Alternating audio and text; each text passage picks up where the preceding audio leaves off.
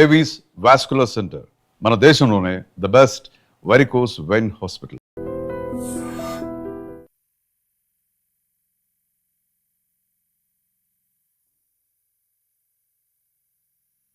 Welcome to iDream media. So జనరల్గా sugar టెస్ట్కి వెళ్ళినప్పుడు ఒక్కొక్కసారి బాగా ఎక్కువ చూపించడం, ఒక్కొక్కసారి తక్కువ చూపించడం ఇలా జరుగుతూ ఉంటుంది కదా. అయితే డిపెండ్స్ ఆన్ ఫుడ్, మనం ఏం తీసుకుంటామో అనే దాని మీద షుగర్ లెవెల్స్ ఆధారపడి ఉంటాయి అనేది మనందరికీ తెలిసిన విషయమే.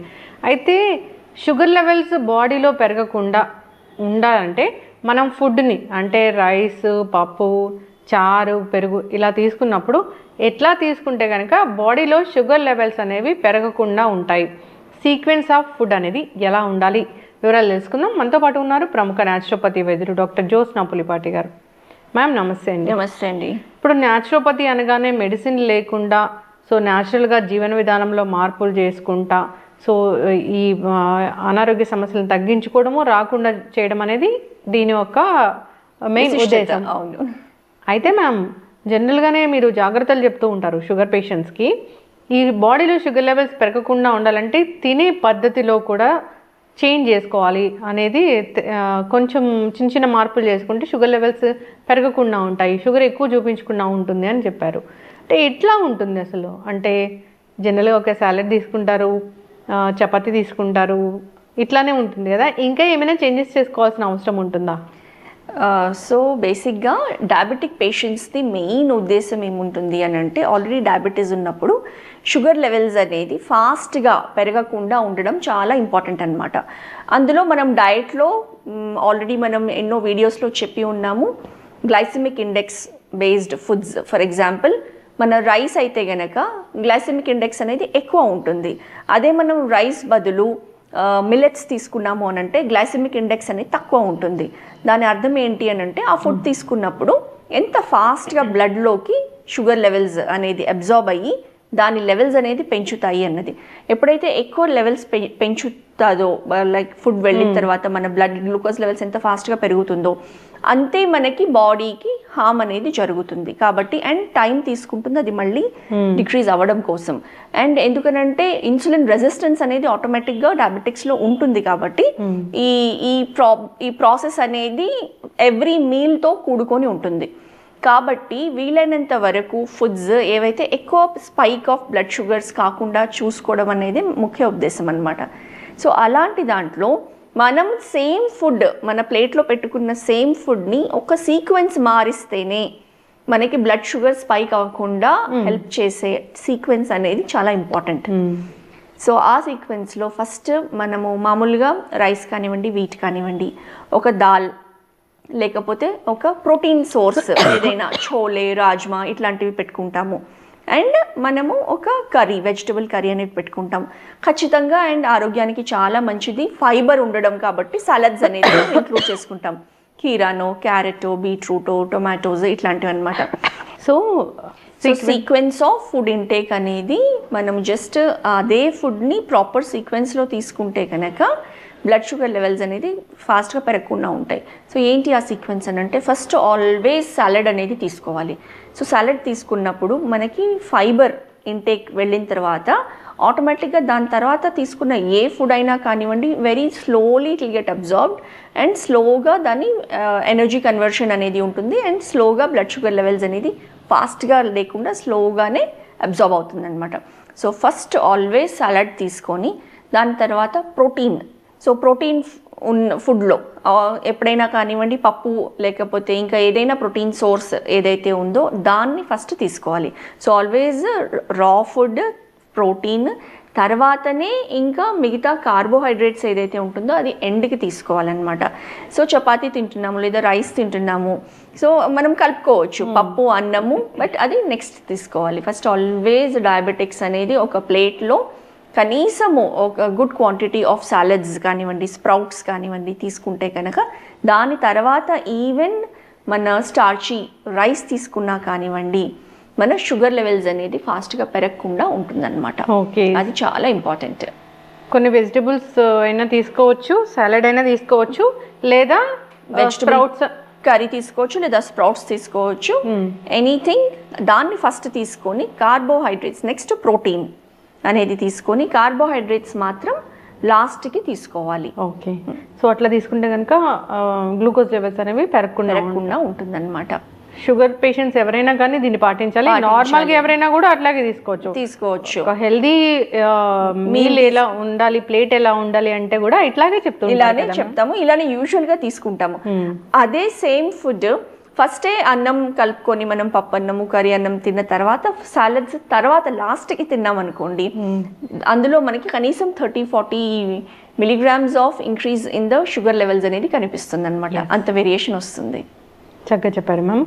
సో ఫుడ్ జాగ్రత్తలు తీసుకోవాలి, అసలు షుగర్ అనేది అవాయిడ్ చేయాలి వాళ్ళు. ఇంకా తీసుకునే ఫుడ్ ఎలా తీసుకోవాలి అంటే ఫస్ట్ కొన్ని వెజిటబుల్స్ అయినా తీసుకోవచ్చు, ఒక సాలడ్ అయినా తీసుకోవచ్చు, కొన్ని స్ప్రౌట్స్ అయినా తీసుకోవచ్చు.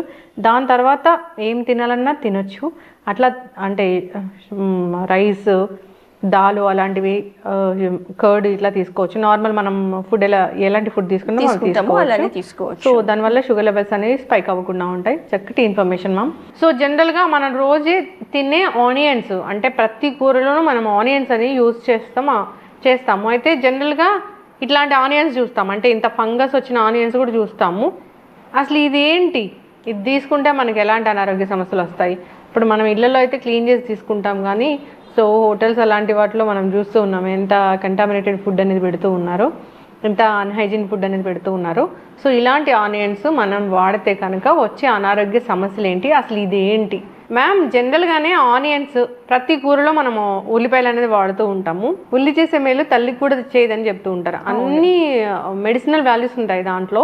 సో అయితే ఈ ఆనియన్స్ సరిగా క్లీన్ చేసి తీసుకుంటేనే మనకు ఆరోగ్య లాభాలు కలుగుతాయి.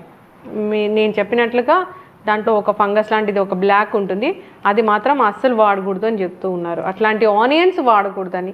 ఆనియన్స్లో అసలు సెలెక్ట్ చేసుకునేటప్పుడు ఎట్లా సెలెక్ట్ చేసుకోవాలి? సో ఇప్పుడు ఆనియన్స్ మనకి మామూలుగా మనం కూరగాయలు వెళ్ళి కొంటే ఆర్ ఉల్లిపాయలు కానివ్వండి, ఒకవేళ మనకి రైతు బజార్లో మనం వెళ్ళి కొంటే గనక వాళ్ళు కంప్లీట్లీ మనం ఒక 100కి 3 kgs 4 kgs అనేది అమ్ముతున్నారు. ఇప్పుడు వాళ్ళు మనల్ని ఏమి ఏరునివ్వరు, ఒకటి పిక్ చేసుకోవడానికి అవకాశం ఉండదు. వాళ్ళు మొత్తం తీసుకొని అంతే 100 రూపీస్కి 4 kgs తీసుకొని ఇట్లా వేసేస్తారు. సో అందులో మనకి చాయిస్ అనేది చాలా వరకు ఉండదు. సో అక్కడ లేని చాయిస్ మనం ఇంటికి వచ్చిన తర్వాత అట్లీస్ట్ వంట చేసే ముందు ఎటువంటి ఆనియన్స్ ఉన్నాయి అనేది ఖచ్చితంగా పరిశీలించి, ఇప్పుడు ఈ ఆనియన్స్ చూస్తే ఈ చాలా మనకి కామన్గా కనిపిస్తూ ఉంటుంది ఈ బ్లాక్ స్పాట్స్, నల్ల మచ్చలు అనేది ఆనియన్ పీల్ పైన ఉంటుందన్నమాట. సో మనము ఇది ఒక ఫంగస్, ఆస్పర్జిల్లస్ నైజర్ అనే ఒక ఫంగస్ అన్నమాట. సో ఈ ఫంగస్ ఎంత ప్రమాదకరమైంది అని అంటే గనక దీన్ని ఒకవేళ మనం ప్రాపర్గా క్లీన్ చేసుకోకుండా, ప్రాపర్గా వాష్ చేయకుండా ఈ ఆనియన్ని అలానే యూస్ చేసుకొని తిన్నాము అని అంటే కంప్లీట్లీ మన గట్ హెల్త్ని అంతా స్పాయిల్ చేసి ఫుడ్ పాయిజనింగ్కి దారి తీసే అంత అవకాశం ఉంటుంది ఇలాంటి ఆనియన్స్ తింటే కనుక. మనకి ఇమీడియట్లీ ఒకవేళ ఇలాంటిది తీసుకుంటే ఈ ఫంగస్ వాంతులు రావడము, విరోచనాలు అవ్వడము, కంప్లీట్లీ స్టమక్ అప్సెట్ అవ్వడము, డీహైడ్రేషన్ కాజ్ చేయడము అనేది దీంతో జరుగుతుంది. ఇంకా చిన్నపిల్లలు తట్టుకోలేని కండిషన్లో ఉంటే గనక ఈవెన్ ప్రాణాలు కోల్పోయేంత కండిషన్ కూడా వెళ్తుంది. అంత సివియర్ టాక్సిన్స్ ఇందులో ఉంటుందన్నమాట. ఈ ఆనియన్స్ అనేవి అంత డేంజర్ ఇవి. సో అంటే ఇది ఒక ఫంగసే, కాకపోతే మన బాడీలోకి వెళ్ళిన తర్వాత ఆ ఫంగస్ అనేది ఇంత రియాక్షన్కి దారితీస్తుంది. కాబట్టి ఎస్పెషలీ ఇప్పుడు మనం స్వయంగా వంట చేసుకున్నాం అనుకోండి, మనం చాలా జాగ్రత్తగా కంప్లీట్లీ వాష్ చేసి ఖచ్చితంగా మనము చూసుకుంటాము. అందుకే కుకింగ్ చేసేటప్పుడు కూడా ఫోన్లు మాట్లాడుకుంటూ లేకుండా శ్రద్ధ పెట్టి మనం ఏ రకంగా వాష్ చేస్తున్నాము అన్నది ఖచ్చితంగా చూసుకొని మనం చేసుకోవాలి. అండ్ ఎవరి ఇళ్లలో అయితే కనుక కుక్స్ ఉండి వంట చేస్తూ ఉంటారో వాళ్ళు చాలా ఈజీగా ఒక్కసారి ఇలా ట్యాప్ కింద వాటర్ పెట్టేసి అలా కడిగేసి, ఇది ఎందుకు అని అంటే అంత ఈజీగా పోదు, అతుక్కుని ఉంటుంది పైన లేయర్స్కి. సో మనం చేత్తో దాన్ని ఇలా రుద్ది మాత్రమే తీయగలుగుతాము. కాబట్టి అది వాష్ చేసేటప్పుడు చాలా ఇంపార్టెంట్, కంప్లీట్గా పోయిందా లేదా అని చూసుకొని వాడడం అనేది. సో ఎవరి ఇళ్లలో అయితే కుక్స్ వంట చేస్తారో చాలా జాగ్రత్తగా వాళ్ళు అది పరిశీలించాల్సిన అవసరం అనేది ఉంటుంది. అంటే ఫుల్గా అది రన్నింగ్ వాటర్ కింద మొత్తం క్లీన్ చేసి రన్నింగ్ వాటర్ కింద పెడితే కూడా ఇది పోదు. మనము చేత్తో దాన్ని అలా వైప్ చేసి వాటర్ కింద క్లీన్ చేస్తేనే అది పోతుంది. దాని తర్వాతనే ఆ లేయర్స్ అనేవి సో మనం అందుకే జస్ట్ పైన పొట్టు కాకుండా పైన లేయర్ అనేది కూడా తీసేస్తే ఇంకా మంచిది. బికాస్ ఆ పైన లేయర్ లో ఈవెన్ అది ఉన్నా దానిపైన ఏమైనా కొంతవరకు ఉన్నా కానివ్వండి అది వెళ్ళిపోతుంది అనమాట. సో అది చాలా చాలా ఇంపార్టెంట్ మనం ఈ ఆనియన్స్ యూస్ చేసే ముందు. సో ఆ ఫంగస్ ఏదైతే ఉందో మనకి అది completely not just gut health, మన న్యూరలాజికల్ టాక్సిన్స్ కూడా క్రియేట్ ఆర్ ఇన్స్టిగేట్ చేసే స్టిమ్యులేట్ చేసే అవకాశం ఉంటుంది. అయితే మ్యామ్ నేను మా కజిన్ హాస్టల్లో ఉంటా, ఎంత ఇంటర్మీడియట్ వెళ్ళినప్పుడు అక్కడ ఆనియన్స్ కట్ చేయడం అనేది నేను చూసాను. నాకు చాలా భయం వేసింది. అంటే ఇంత ఎక్కువ ఆనియన్స్ తెచ్చారు, ఒక పెద్ద గిన్నెలో వేశారు.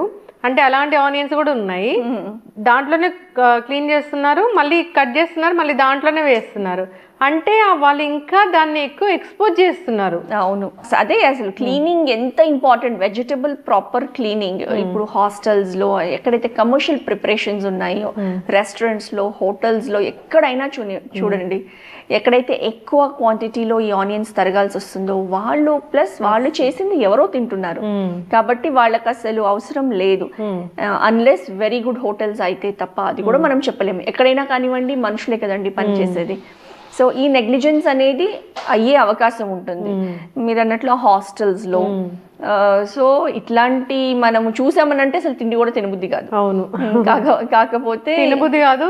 తిన్న తర్వాత మనం ఆ మధ్యకాలంలో మటన్ ఫ్రిడ్జ్ లో పెట్టి తిన్నారు, చనిపోయారని విన్నాము. తర్వాత గోరుచిక్కుడుకాయ కర్రీ తినడం వల్ల కర్ణాటకలో ఒకరు చనిపోయారంట. అంటే దానికి పురుగు మందులు కొట్టే మందు పక్కన అది పెస్టిసైడ్స్ అన్ని పెట్టి, పెస్టిసైడ్స్ కి అది చాలా ఎక్కువ ఎక్స్పోజ్ అయ్యి, అంటే దాన్ని ఎంత క్లీన్ చేసినా గానీ పోలేని పరిస్థితి అది.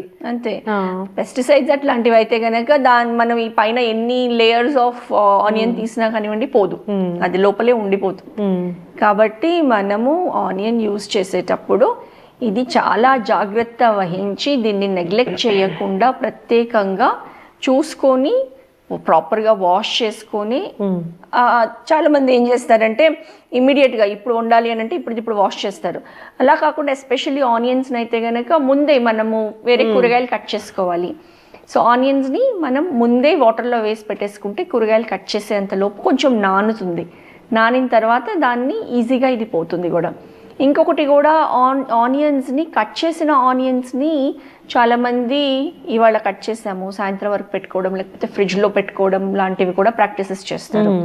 సో ఎప్పుడైనా కానివ్వండి ఆనియన్స్ కట్ చేసింది వితిన్ 1 hour మనం యూస్ చేయాలి. బికాజ్ అందులో ఉండే కాంపౌండ్ సల్ఫర్ అనేది అందులో నుంచి ఇవాపరేట్ అయ్యి దాన్ని టాక్సిన్స్గా కన్వర్ట్ చేస్తుంది. కాబట్టి స్టోర్డ్ ఆనియన్స్ అనేది ఖచ్చితంగా మనం యూస్ చేయకూడదు.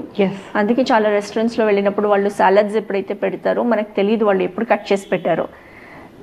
ప్రిఫరబుల్లీ మనం అది యూస్ చేయకుండా ఉండడమే బెటర్. చక్కగా చెప్పారు మ్యామ్. ఆనియన్స్ దాంట్లో చాలా రకాల మెడిసినల్ ప్రాపర్టీసే ఉంటాయి. సో అది హెల్త్ బెనిఫిట్స్ అనేవి అది ఇచ్చేంత ఇంకా ఏది ఇవ్వదని చెప్తూ ఉంటారు. సో సరిగా దాన్ని మనం అబ్జార్బ్ చేసుకోవాలి, సరిగా దాన్ని మనం యూస్ చేసుకోవాలి అన్నప్పుడు క్లీనింగ్ అనేది చాలా చాలా ఇంపార్టెంటే. సో ఇలాంటి ఫంగస్ ఎంత డేంజరో అమ్మో చూస్తేనే భయం వేస్తుంది. తెచ్చుకునేటప్పుడే ది బెస్ట్ క్వాలిటీ ఆనియన్స్ తెచ్చుకోవడం అనేది మంచిది. డ్రై ఆనియన్స్ చాలా దొరుకుతాయి కదా. అవును, సో పర్ప్లిష్ ఆనియన్స్ ఏవైతే ఉంటాయో వాటిలో ఎక్కువ అంత ఫంగస్ ఉండదు. దాంట్లో అవి కూడా ఎక్కువ ఉంటాయి, ప్రాపర్టీస్ కూడా ఎక్కువ ఉంటాయి, దాంట్లో న్యూట్రిషనల్ ప్రాపర్టీస్ కూడా అందులో ఎక్కువ ఉంటాయి. సో అలాంటి ఆనియన్స్ వాడుకోవాలని కోరుకుందాం. చిన్న పిల్లలు ఉన్న ఇళ్లలో కూడా వాడుతూ ఉంటారు కాబట్టి సరైన కేర్ అనేది అవసరం. ఇంకా చాలా చాలా అవగాహన లేదు దీని గురించి, దీన్ని ఎట్లా క్లీన్ చేయాలి ఏంటి అనేది. సో మీరు చెప్పిన విధంగా దాన్ని క్లీన్ చేసి ఒక లేయర్ పైన లేయర్ అంతా తీసేసి దాన్ని వాడుకోవాలని, మళ్ళీ తీసేసేటప్పుడు కూడా కొంచెం ఆ ఫంగస్ అంతా లోపలికి పోయేలాగా కాకుండా నీట్గా ప్రాపర్గా క్లీన్ చేయాలని కోరుకుందాం. ఇది చిన్న విషయమే కానీ పెద్ద డ్యామేజ్ చేస్తుంది, జాగ్రత్త వహించాలని కోరుకుందాం. చక్కటి ఇన్ఫర్మేషన్ మ్యామ్, ధన్యవాదాలు. నమస్తే అండి.